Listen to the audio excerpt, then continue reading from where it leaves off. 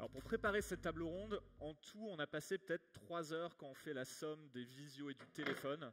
On va condenser tout ça en 45 minutes. J'avais suggéré de juste leur passer l'enregistrement de notre Zoom, mais peut-être que ça aurait été un peu moins sympa. Je vais vous présenter d'abord.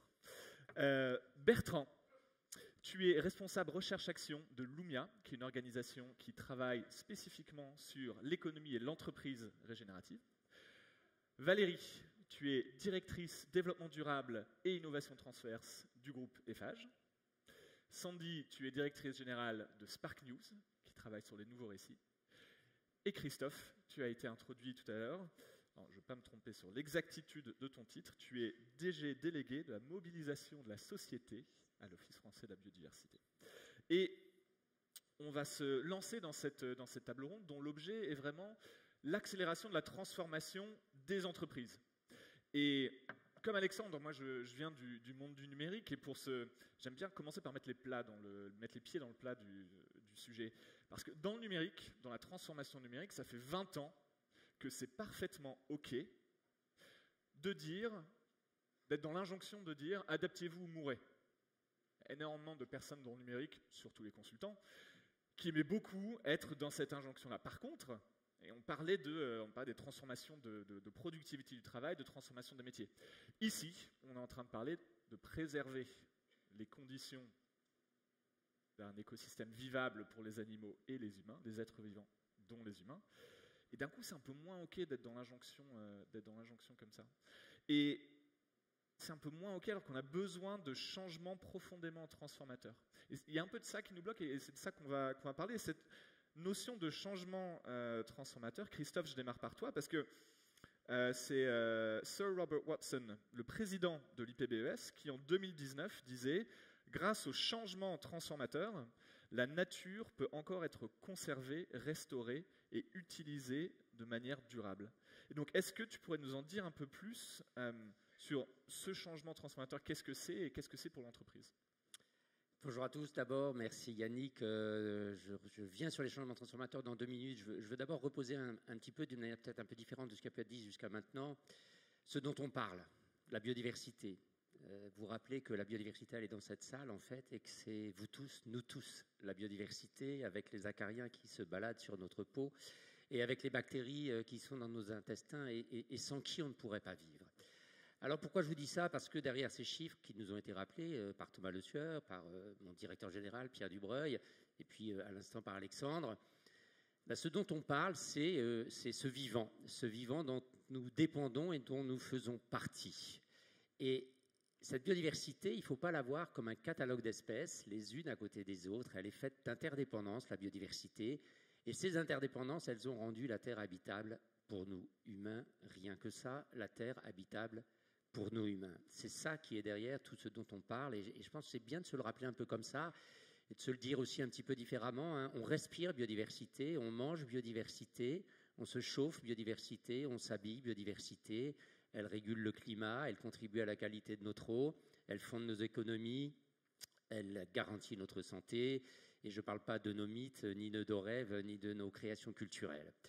Voilà. Alors évidemment, et les chiffres ont été cités, cette biodiversité, si elle s'érode, ça ne va pas bien. Parce que si ces interdépendances ont rendu la Terre habitable pour nos humains, comme un tissu vivant, la biodiversité qui s'érode, c'est un tissu vivant qui se démaille, et vous savez tous comment finit un tissu qui se démaille.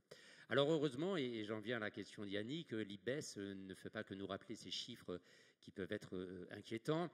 L'IPBES nous dit aussi qu'il est possible d'agir, qu'il est encore temps d'agir, à condition d'engager des changements transformateurs, qu'il définit ainsi, et je vais lire la définition exacte de l'IPBES, une réorganisation fondamentale, systémique, des facteurs économiques, sociaux, technologiques, y compris les paradigmes, les objectifs et les valeurs. J'ajoute, mais là c'est moi qui parle et pas l'IPBES, peut-être surtout les valeurs.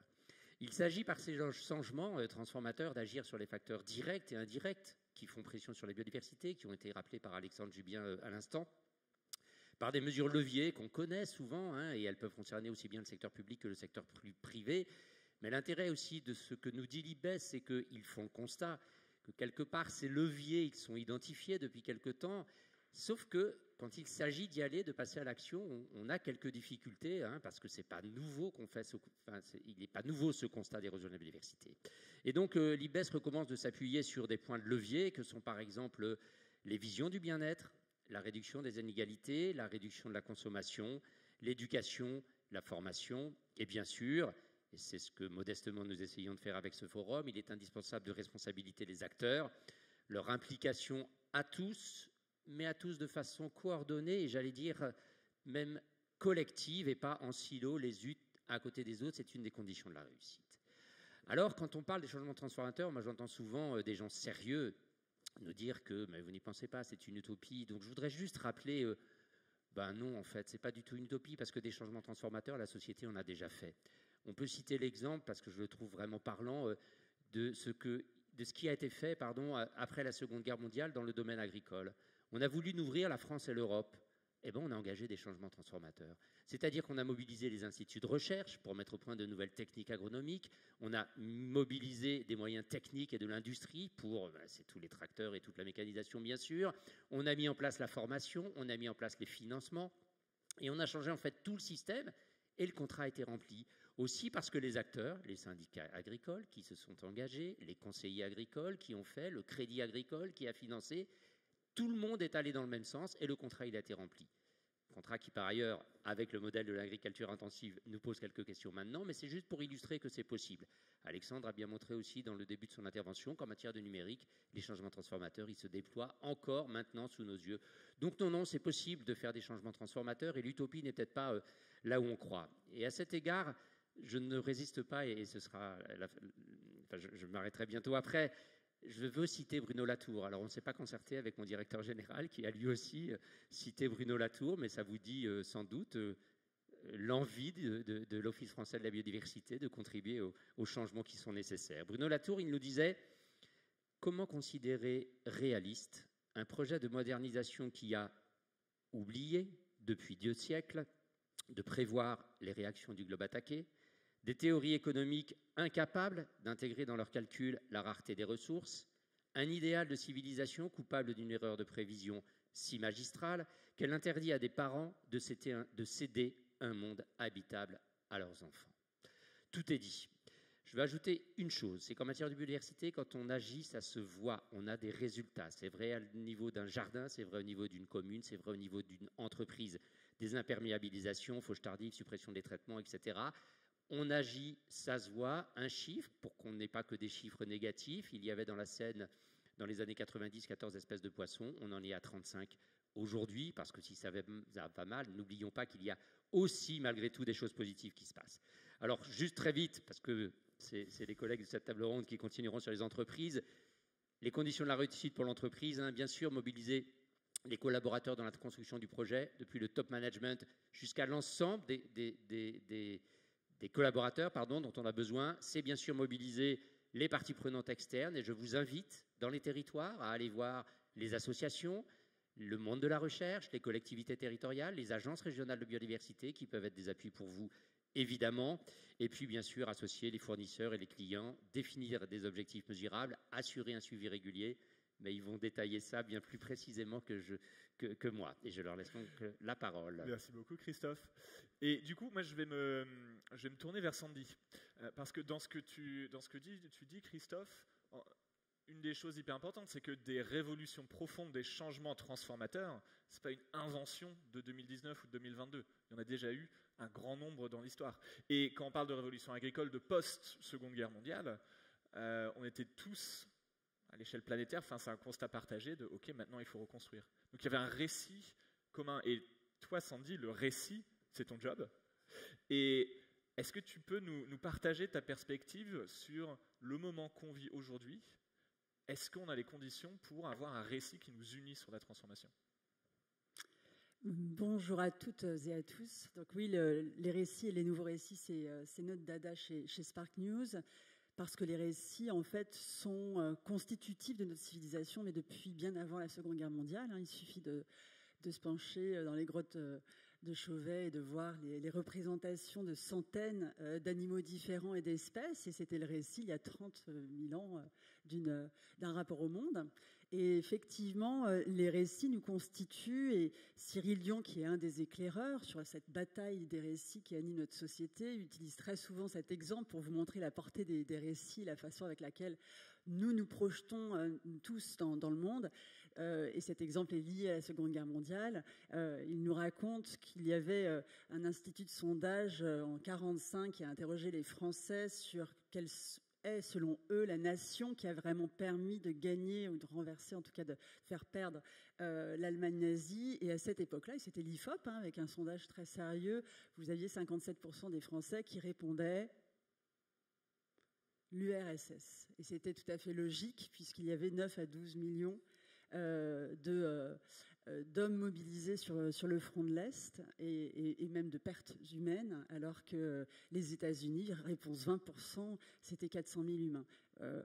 Évidemment, toute vie est essentielle, c'est pas ça mon propos. Et un institut de sondage a fait le même exercice en 2015, donc on est 70 ans plus tard. Et là, les Français répondent à plus de 60% que la nation qui a permis de faire perdre l'Allemagne nazie, c'est les États-Unis. Et la différence dans ces dizaines d'années qui se sont écoulées, c'est qu'on a été abreuvé de récits, alors évidemment de récits puissants, notamment de fiction et de récits audiovisuels, mais pas que.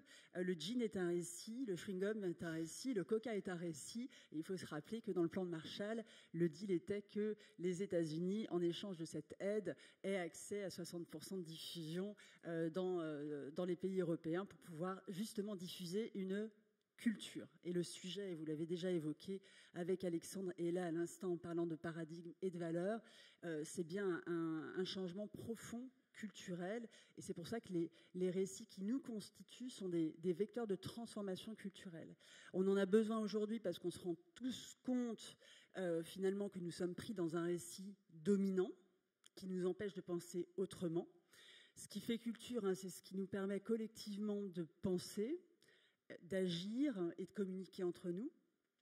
Ce qui fait culture, c'est un ensemble de valeurs, de croyances, de symboles, de normes et de référentiels. Ça aussi, le droit est constitutif de notre culture, mais également de langage et de représentation.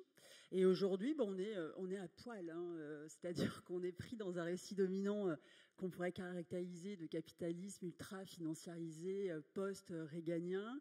Nos politiques nous parlent de programmatique parce qu'on n'ose plus prononcer le mot d'idéologie. Quand on nous propose de se projeter, on nous parle du pouvoir d'achat. Donc on réduit les citoyens à des consommateurs et pas des pouvoirs de vivre, etc., etc. Donc ce besoin de récit, on le voit apparaître puisque beaucoup d'entre nous ont ce mot à la bouche.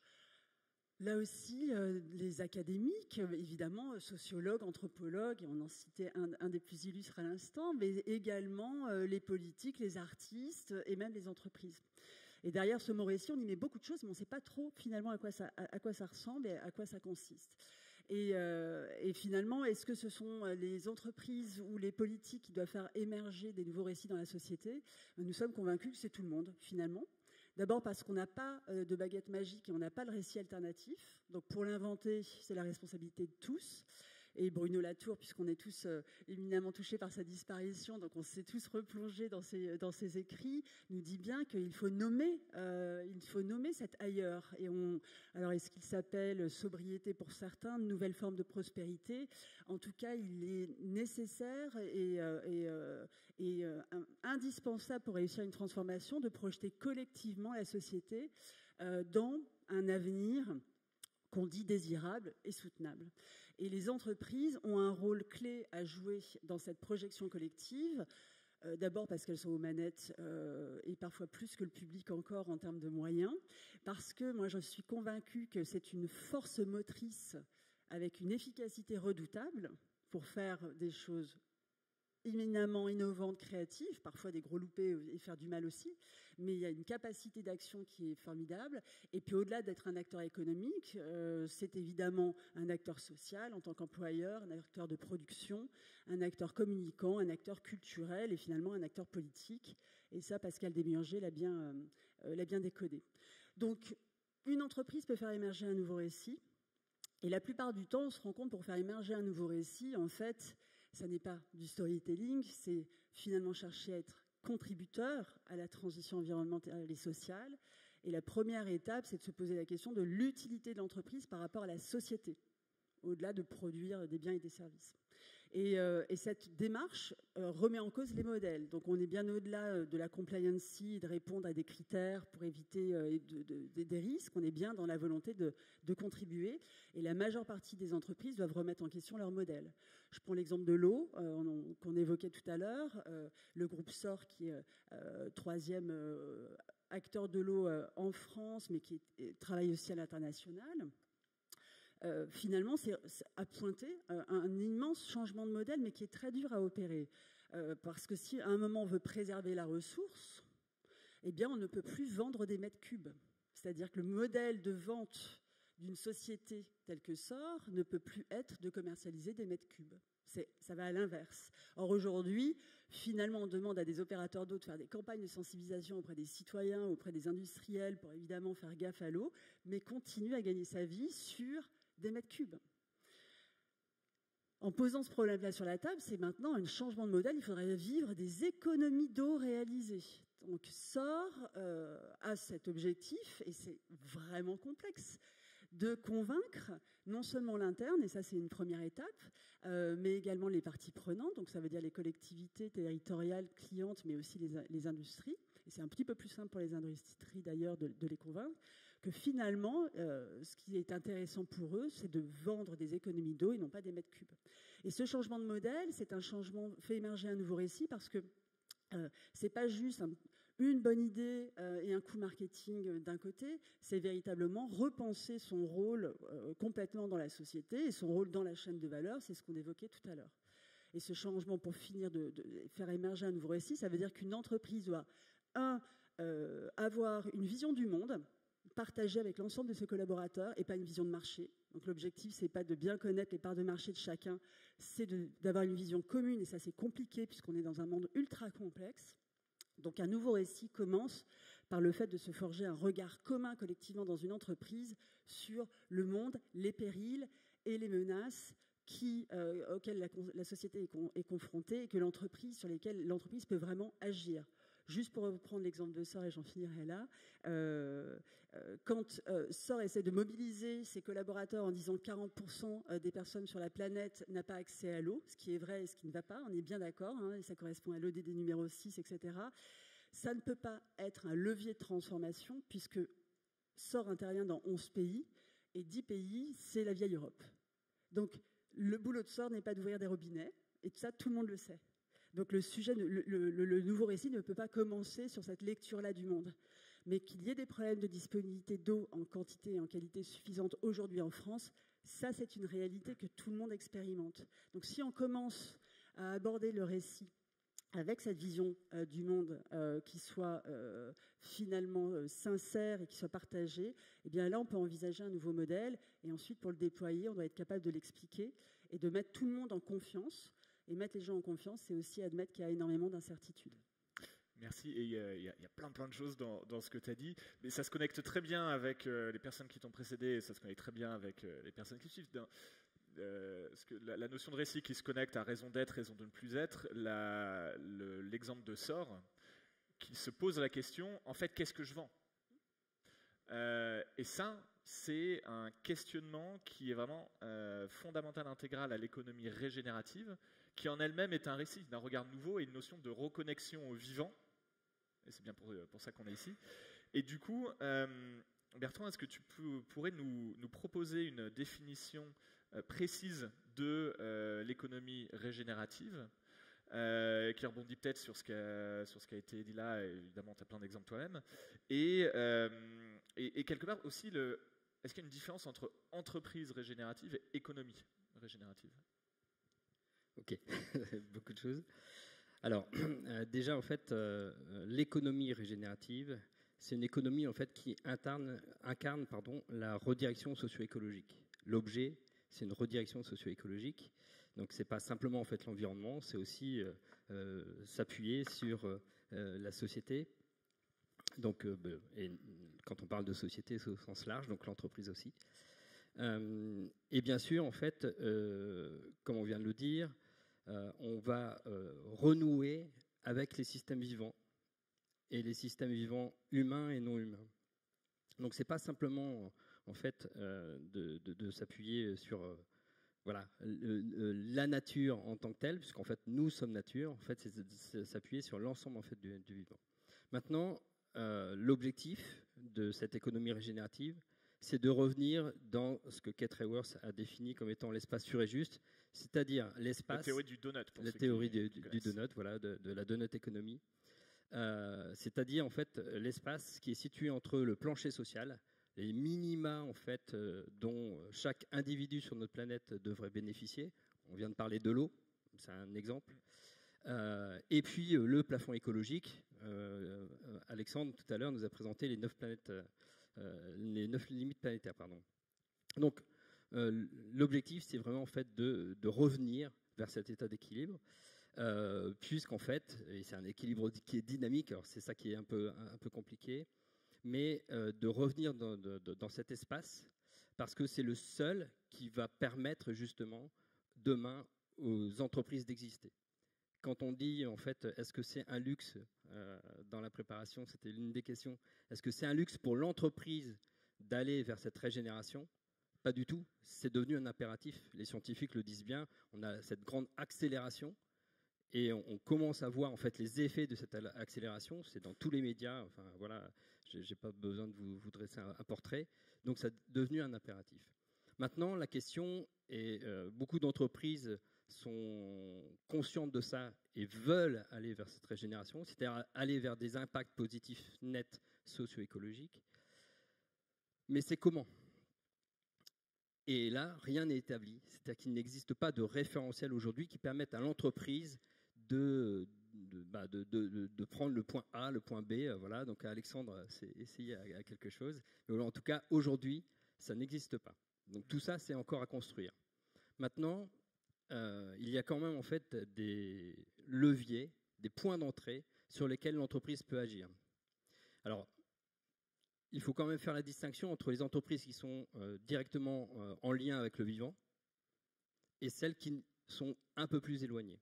Celles qui sont en lien avec le vivant, ça va être relativement simple. Elles vont changer principalement leur mode de production. Est-ce que tu as un exemple d'entreprise en lien avec le vivant ? Un exemple, une entreprise par exemple en fait qui s'appelle Greenkeeper Africa, qui est au Bénin. C'est une entreprise en fait qui régénère en fait un écosystème aquatique parce qu'en fait elle utilise la jacinthe d'eau qui est une plante envahissante. On a dit que c'était la 5e cause en fait de perte de la biodiversité. Donc elle utilise cette plante. Ce faisant, elle régénère l'écosystème qui permet en fait aux habitants à nouveau de pouvoir pêcher, d'avoir une biodiversité plus importante. Elle transforme en fait cette jacinthe d'eau en poudre parce que la jacinthe d'eau elle a la capacité en fait à absorber l'équivalent de 12 fois son volume en hydrocarbures. Et cette poudre ensuite elle est mise dans des coussins, etc. Elle est utilisée pour justement lutter contre d'autres pollutions. Donc vous voyez en fait il y a une double régénération d'un écosystème présent et puis régénération d'autres écosystèmes. Et donc une entreprise comme ça, c'est assez, on peut se dire, ça c'est facile pour elle de se dire je vais régénérer les écosystèmes parce que c'est mon métier. Mais par exemple, si je suis constructeur automobile ou sidérurgiste, on est sur quelque chose de plus compliqué. Oui, tout à fait. Alors, là, je vais donner un exemple. En fait, c'est une entreprise qui est située en fait en Bretagne, qui est une fonderie qui fond de l'aluminium. Alors, l'entreprise a pris conscience de beaucoup de choses. Aujourd'hui, en fait, ils sont dans l'économie circulaire, donc ils ne fondent que des aluminiums de deuxième fusion. Par contre, donc, le chef d'entreprise s'est dit voilà, je vais reconnecter mon entreprise au vivant. Donc, il est en train de créer une usine biophilique, comme l'a fait en fait Interface, un des exemples qui a été cité aussi. Mais ça, en fait, c'est insuffisant parce que pour fondre l'aluminium, il faut une quantité d'énergie qui est extrêmement forte. Donc, elle-même, elle ne peut pas directement avoir des impacts positifs. Par contre, en fait, elle est sur un territoire où il y a beaucoup en fait de contraintes, beaucoup de problématiques environnementales, et notamment elle est à côté en fait d'agriculteurs qui viennent en fait finalement déposer des lisiers et qui viennent polluer les sols. De ce fait, ils polluent l'eau, et on retrouve en fait des algues vertes en fait sur la côte. Or, en fait, le lisier et les algues vertes, c'est une matière organique qu'on peut réutiliser pour produire de l'énergie. Et donc, en créant des nouvelles coopérations entre les agriculteurs et les collectivités et l'entreprise, ils peuvent en fait trouver une solution pour que finalement cet écosystème, donc ça ne sera pas l'entreprise qui sera régénérative, mais l'écosystème lui-même soit régénératif. Alors, il y a d'autres leviers. Il y a différents leviers en fait, qu'on peut aller rechercher. Il y a effectivement en fait, la transformation de ces infrastructures, donc là son usine. Ça peut être la transformation de ces processus industriels, aller plutôt vers des processus biologiques que des processus qui sont physico-chimiques. Donc on peut les remplacer, par exemple pour le traitement de l'eau, on vient d'en parler. On peut se sourcer avec des produits issus de l'agriculture régénérative ou issus de l'agroforesterie, etc. Enfin voilà, un certain nombre en fait, de processus qui vont dans le bon sens. On peut aussi finalement, quand on est encore un peu plus éloigné que ça, créer, ce que je viens de dire, ces écosystèmes coopératifs, et là avec ses fournisseurs, avec ses clients, en interne, voilà. Et l'ultime, peut-être, quand on n'a pas d'autre solution, c'est d'aller financer des projets régénératifs. Voilà. Alors, nous, on fait quand même une distinction avec la compensation, c'est-à-dire qu'en fait, dans ces projets régénératifs, l'objectif, c'est d'essayer d'avoir une réciprocité. C'est-à-dire en fait que ça soit il y ait une conséquence sur le modèle économique, puisque le modèle économique, c'est le cœur du sujet. C'est la raison pour laquelle Lumia travaille sur le modèle économique et le leadership régénératif. Parce que, en fait, tout ça, ça nécessite une évolution, on a parlé culturelle, une évolution en fait du leadership. Et c'est pas simple. Nous, on parle de posture. Il y a une des postures en fait qui est extrêmement importante pour moi, elle est capitale. C'est la posture être nature. Considérer qu'on fait bien partie de ce vivant. Aujourd'hui, en fait, on considère qu'il voilà, y a la biodiversité et nous. Ouais.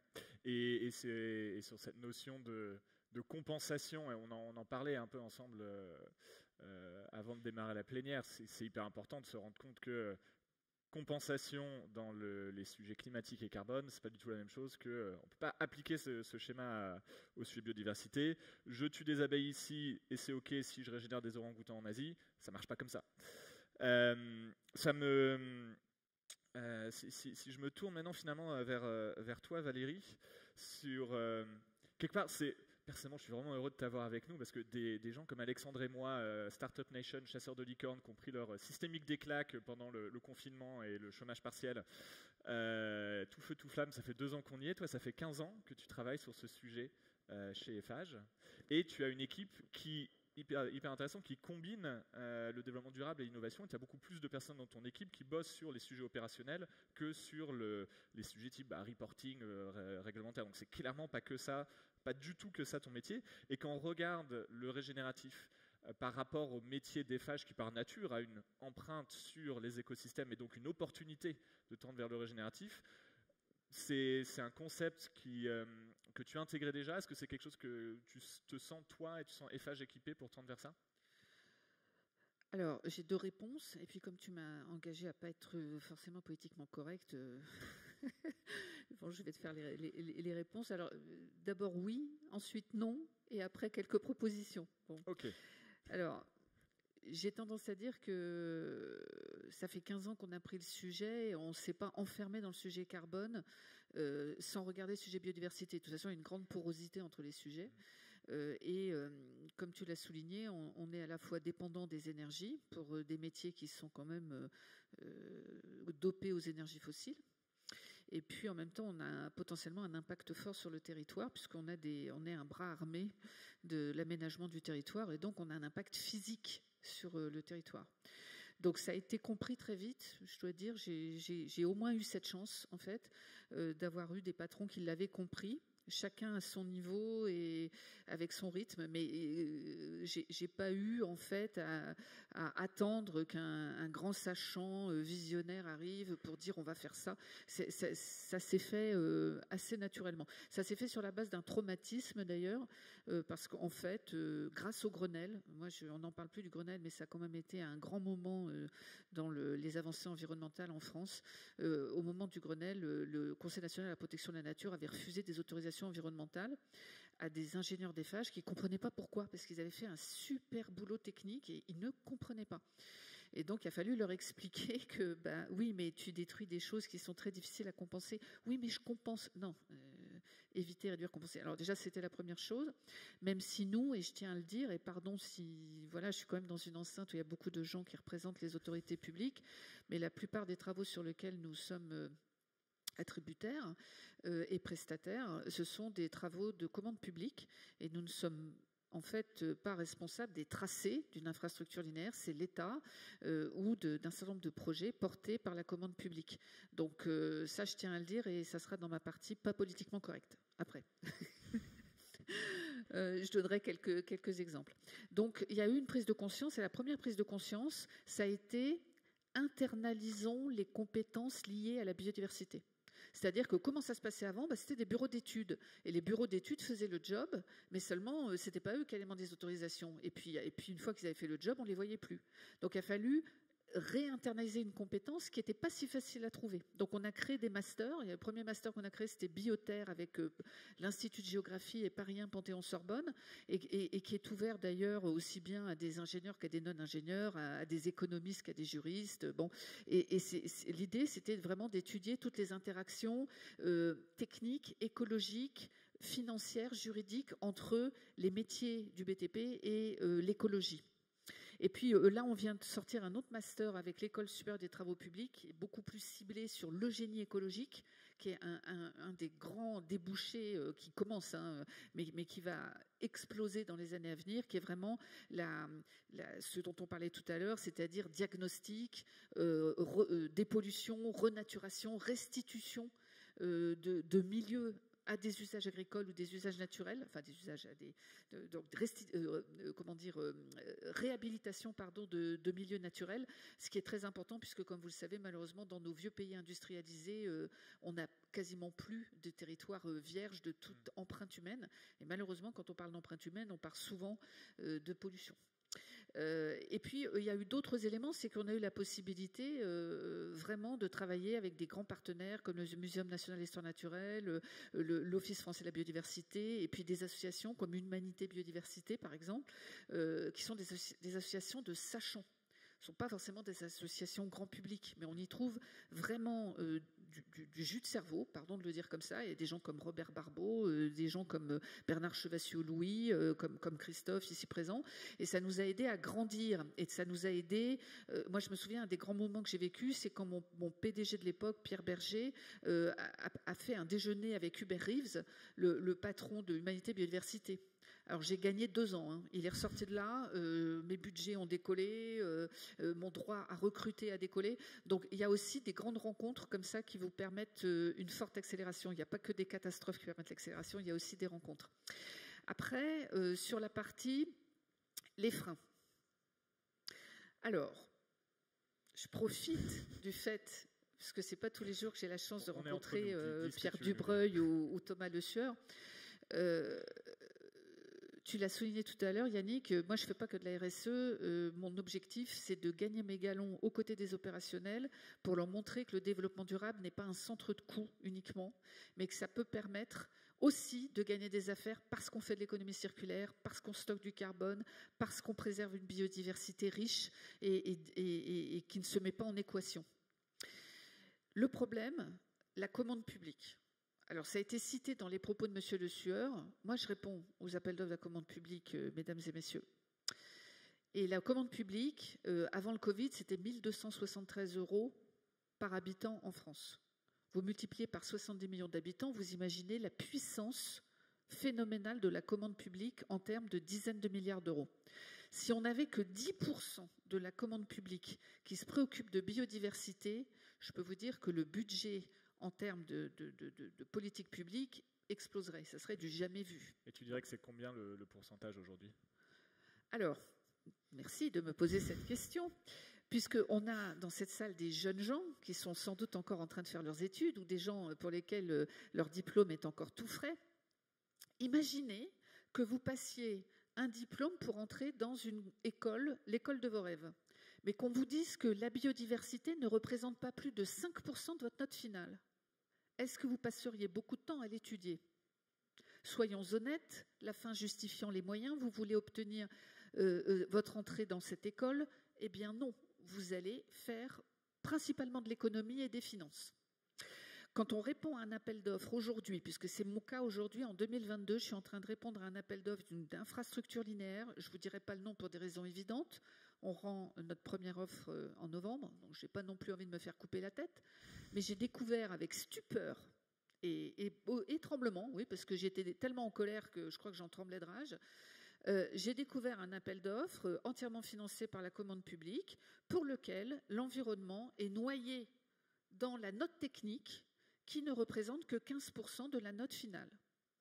C'est-à-dire que moi, mes clients internes me disent « Valérie, t'es bien gentille avec ton économie circulaire, ton carbone et ta biodive, mais ça va nous coûter très cher et regarde, on ne gagnera pas. » Parce que la note majoritaire, c'est l'économie financière du projet. Donc ça, vous pouvez comprendre le stress que nous, on vit quand on passe notre temps à monter des sujets passionnants en matière d'entreprise régénérative.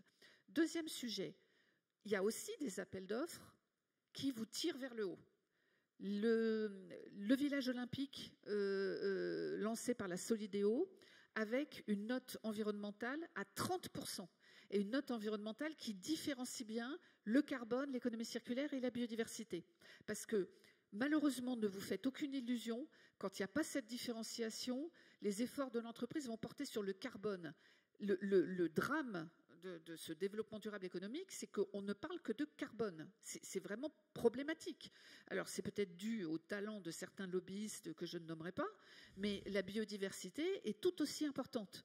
Donc, moi, je réclame que la commande publique fasse sa révolution et qu'elle impose à tout marché qui bénéficie de fonds européens, de fonds nationaux ou de fonds de collectivités territoriales une note minimale de 30% pour l'environnement en distinguant carbone, économie circulaire, biodiversité. Last but not least. Ouais.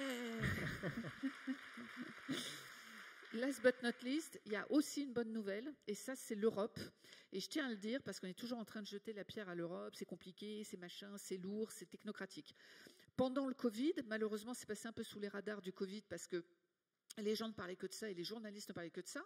Mais pendant le Covid, en juin 2020, le Parlement européen a adopté à une très large majorité le règlement, donc un règlement qui s'applique sans transposition dans les droits internes, hein, donc le règlement à force de loi dans les 27 États membres de l'Union européenne, le règlement dit de taxonomie européenne. Pardon, c'est compliqué, mais comme on parle de biodiversité, vous voyez ce que c'est que la taxonomie, c'est une classification. Pour la première fois dans le monde, vous avez 50 000 entreprises qui comprennent toutes les banques et qui comprennent toutes les entreprises de l'énergie, des transports, de la construction, de l'agriculture, de l'industrie et des nouvelles technologies de l'information et de la communication, donc 7 secteurs représentatifs de 92% des émissions de gaz à effet de serre dans l'Union européenne, qui vont classer leur chiffre d'affaires, leur part d'investissement et leurs dépenses opérationnelles en fonction de leur contribution au développement économique durable selon une définition systémique qui intègre la biodiversité. Et ça, c'est génial. Moi, je suis en train de faire cet exercice, c'est très compliqué, bon, mais c'est pas grave. Il ne faut pas s'arrêter à la complexité apparente du sujet. Ce qui compte, c'est la finalité. C'est-à-dire que ce que je suis en train de vous dire, c'est qu'une entreprise dont le chiffre d'affaires sera majoritairement non durable ne pourra plus trouver de financement bancaire, qu'il soit public ou privé, facilement. Elle en trouvera, bien sûr, mais ça sera cher. L'argent moins cher sera réservé aux entreprises dont les activités sont jugées durables selon cette définition systémique: atténuation du changement climatique, lutte contre les émissions de gaz à effet de serre, protection de la ressource marine et de la ressource en eau potable, économie circulaire, donc préservation des ressources naturelles, quelles qu'elles soient, lutte contre les pollutions et préservation de l'écosystème vivant. Donc, en tant que citoyenne et en tant que professionnelle du sujet, je mets beaucoup d'espoir parce que j'ai des nouveaux amis. Mes nouveaux amis s'appellent le directeur des finances, le directeur des achats, le directeur de la comptabilité et le directeur des relations avec les investisseurs. Nouveaux amis qui, en général, ne m'invitaient jamais le midi à déjeuner. Et je peux vous dire qu'en ce moment, je déjeune beaucoup avec eux. Et c'est une des conduites du changement, elle est là. C'est que faire de l'argent qui peut nous pourrir la vie et pourrir l'économie et les écosystèmes, mais qui peut aussi À partir du moment où vous obligez les banquiers à avoir un chiffre d'affaires vert, ils vont aller vous proposer de vous financer. Si vous-même, vous êtes capable de prouver que votre chiffre d'affaires devient durable, ils vont venir vous supplier de travailler avec eux. Et la vraie révolution économique, elle est aussi là, dans cette nouvelle organisation de l'économie européenne. Merci Valérie. Je pense que en regardant le chrono, pour ramener cette table ronde à l'objet qu'on voulait traiter, qui était comment faire accélérer le monde de l'entreprise, on a posé plein de bases, dont une qui est le pouvoir des déjeuners pour faire augmenter les budgets. Et il y a un concept qui a émergé dans les dernières années, qui est celui qui schématise les choses, qui est celui du triangle de l'inaction, de dire qu'il y a citoyen, État, entreprise, et que l'inertie globale, c'est chacun renvoie la balle à l'autre en disant « à toi de changer d'abord ». Avec les idées qu'on a posées, qu'on a partagées là, j'aimerais beaucoup ouvrir, et qui voudra réagir en premier réagira en premier. Sandy, je te vois avec ton micro déjà. De façon concise, j'aimerais beaucoup avoir votre point de vue sur est-ce qu'on a les outils avec ce qu'on s'est dit pour débloquer ça. Moi, je vais prendre juste un exemple que je trouve implacable par rapport à cette triangulaire d'attentisme et d'inaction. C'est qui le patron ? Parce que Nicolas Chaban, en 2017, finalement, en créant une société, il a résolu un problème que ni les politiques ni les citoyens n'osaient affronter, puisqu'il s'agissait de la rémunération des éleveurs, du prix du lait, de l'Europe, etc., etc. Et en fait, il a pris le problème avec un pragmatisme dont on est fortement capable en entreprise, en se disant, mais c'est quoi le sujet ? Finalement, c'est que les éleveurs puissent vivre décemment de leur activité. Il leur manque combien pour y arriver à l'année ? Donc, il a commencé à faire des calculs et à se dire, en fait, il faudrait combien par litre de lait en plus sur le prix du lait que l'éleveur touche, puis il remonte la chaîne de valeur, tac, tac, tac, il la redescend, tac, tac, tac, jusqu'au consommateur. Et puis quand il s'est rendu compte du peu d'augmentation de prix que cela représentait, il s'est dit, mais en fait, il n'y a pas de problème, si ce n'est qu'il y en avait un. Donc il y avait une croyance, c'est pour ça qu'on parle de récit, il y avait une croyance qui était, on ne peut pas toucher le prix d'un produit essentiel comme le lait, les consommateurs, donc on ne parle même pas de citoyens dans ces cas-là, d'accord, on est lobotomisé, hein, on ne sait que acheter en fonction d'un prix, les consommateurs ne seront pas prêts à payer plus, etc. Et il a pris ce sujet à bras-le-corps, puisqu'il a créé une brique de lait, c'est qu'il patron, il a défini un tarif, 99 centimes la brique, un modèle de rétribution, il faut 35 centimes à l'éleveur, je lui en file 39, il pourra partir en vacances, et surtout, il n'a pas fait de pilote. C'est-à-dire qu'à un moment, voilà, il a pris un sujet qui est un sujet de fond, il a pris un problème de société, il a créé une boîte, alors avec une gouvernance un peu particulière, on peut en parler, une coopérative, ça veut dire que dans le triangle que tu décris, il a associé les citoyens, puisque c'est une SIC et qu'il y a 12 000 citoyens consommateurs qui sont sociétaires de cette entreprise, qui aujourd'hui est une des plus belles croissances dans le rayon de l'ultra frais et de la grande distrib. Donc on n'est pas en train de parler d'une petite action voilà, et qui fait vivre 3000 éleveurs. Et un des facteurs de succès, donc c'est bien que là, l'entreprise peut être à l'initiative. Les entreprises, parce que s'il avait été tout seul, il n'aurait pas pu. S'il avait fait un petit pilote dans son coin avec 3 éleveurs, il n'aurait pas pu faire la démonstration que ça marche, puisqu'il lui fallait une échelle et un volume suffisant pour changer la vie d'un éleveur et changer la vie de plusieurs éleveurs. Et là, c'est Carrefour qui a référencé ce produit, et pas dans 3 magasins pour faire plaisir. Donc, on est bien conscient que l'entreprise, avec sa dynamique et son approche, alors certes, pas une approche de marché classique, puisque la gouvernance, ce sont les consommateurs, le cahier des charges, c'est effectivement avec les consos, il n'y a pas de budget marketing. Les sociétaires vont faire les animations dans les supermarchés quand même. Hein, donc on en est là, c'est ça le sujet. C'est donc un discours de sincérité, de vérité et d'engagement. Et by the way, quand Carrefour a essayé de faire un yaourt avec le lait, c'est qui le patron, ça n'a pas marché. Parce que les gens ne voulaient pas d'un produit Carrefour qui utilise, et parce qu'on a effectivement un doute, et plus qu'un doute, sur la sincérité de la démarche. Donc voilà, donc dans la triangulaire, oui, il faut y aller, il faut bien que un premier se lance, et l'entreprise peut vraiment être à l'initiative d'un changement de modèle. Et Bertrand, je me tourne vers toi, après on finira avec Christophe, si c'est OK, de façon très très très concise. À l'aune de ce qui a été dit là, on a parlé de commande publique, on a parlé d'initiative qui vient des entrepreneurs. Le récit de la reconnexion au vivant pour la régénération, est-ce que c'est quelque chose qui peut unir les 3 sommets du triangle, selon toi? Est-ce que tu vois cette perspective-là? Alors, je l'ai dit tout à l'heure, en fait, la régénération va inviter à des nouvelles coopérations, de coopérations beaucoup plus fortes sur toute la chaîne de valeur, de créer de nouvelles chaînes de valeur. Et ça va... alors, déjà aussi, toutes les entreprises de n'importe quelle taille peuvent s'engager. Je pense qu'il y a un point important, c'est effectivement la volonté. On n'a pas, je l'ai dit, on n'a pas de référentiel, donc on n'a pas forcément le mode d'emploi. Mais déjà, si on a la volonté et si on prend le sujet à bras-le-corps, on va trouver des solutions. Maintenant, il y a une chose qui reste en fait extrêmement importante, c'est de pouvoir considérer que cette biodiversité, en fait, c'est le point d'accroche. Parce qu'on l'a dit, on pense toujours qu'on a des solutions technologiques, etc., qui vont pouvoir répondre à nos problématiques. Or, en fait, seule la biodiversité peut nous aider à faire ça. C'est-à-dire que c'est la seule qui est capable d'apporter des réponses qui ne consomment pas d'autres ressources, qui n'engendrent pas d'autres pollutions, etc. Donc c'est le seul moyen en fait de pouvoir se sortir de là où on s'est placé. Et on va finir avec Christophe. Toi, ton point de vue, il est institutionnel.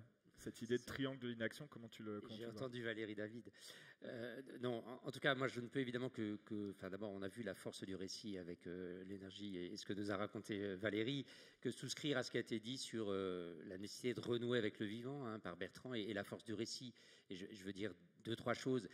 D'abord, le vivant, la façon d'appréhender la biodiversité, mais en sortant de cette vision quelquefois techno, et simplement de rappeler que c'est le vivant et que nous en faisons partie, c'est une manière de faire des récits. Je pense qu'on peut vraiment se saisir, et on le voit avec des artistes qui s'en saisissent. Nous, on a travaillé avec des écoles de design.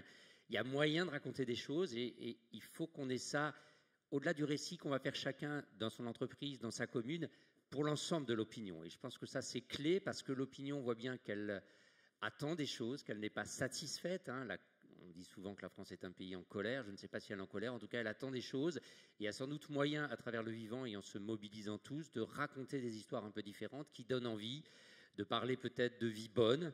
C'est-à-dire qu'on parle toujours développement économique, PIB. Enfin, ça, c'était le récit qu'il faut laisser tomber, qui pour moi est en train d'être laissé tomber. Mais il faut aller le dire à d'autres. Et peut-être que de parler de vie bonne, comme un certain nombre de vies bonnes, je le dis plus lentement pour que vous compreniez, de philosophes nous y invitent, est sans doute une clé importante. Et en tant, nous, qu'acteurs institutionnels, on va essayer modestement, notre directeur général l'a rappelé ce matin, que nous avions une boussole qui était celui de la biodiversité. On va essayer, aujourd'hui on le fait avec des acteurs économiques, on fait la même chose avec le citoyen, avec des universités populaires de la biodiversité et d'autres dispositifs, on le fait avec des collectivités territoriales, on aura enfin un forum collectivité. On va essayer de faire se rapprocher ce triangle, et du coup je me dis, mais ça ce sera, je vais le dire aux équipes, elles vont être ravies, la prochaine fois on fait tout ensemble, le forum biodiversité économie, les citoyens qui sont là, les collectivités aussi, parce que ce sera peut-être ça notre rôle. Voilà, je veux insister là-dessus, je pense qu'on va vraiment s'engager, nous, en ce sens, et je laisserai les mots de la fin, puisque tu m'avais dit le mot de la fin tout à l'heure, à Bruno Latour à nouvelle fois, mettons-nous en route pour chercher un territoire habitable pour nous et nos enfants. On apportera notre pierre dans ce cheminement avec votre aide à tous. Ouais. Merci beaucoup Christophe. Et en fait, tu as raison, et surtout Valérie, tu m'as dit et m'as montré que tu étais une championne de concision. Donc est-ce que c'est traître de te proposer le mot de la fin de la fin? Alors, oui, moi j'ai un rêve, c'est de pouvoir travailler uniquement dans nos métiers avec les principes du vivant. Donc sobriété, mutualisation, évolutivité, coopération. Et ça peut s'appliquer, je vous assure, ces principes qui ont l'air plus philosophiques que techniques ont des traductions dans la technique. On est en train d'essayer de travailler sur un écoquartier qui répondrait entièrement à ces principes du vivant selon un travail qui est fait par le CBIOS, évidemment, qu'on ne présente plus, mais aussi le Living Building Challenge, qui est une organisation anglo-saxonne qui a sorti déjà un écoquartier qui se laisse traverser par les services écosystémiques sans faire barrage à ces services écosystémiques. Et ça c'est intéressant parce qu'on a aussi besoin de se loger et on a aussi besoin d'un certain nombre de services publics. Et donc, il faut qu'on puisse les concevoir, les rénover, les entretenir en harmonie avec ces principes du vivant. Voilà, ça c'est mon rêve. Merci beaucoup.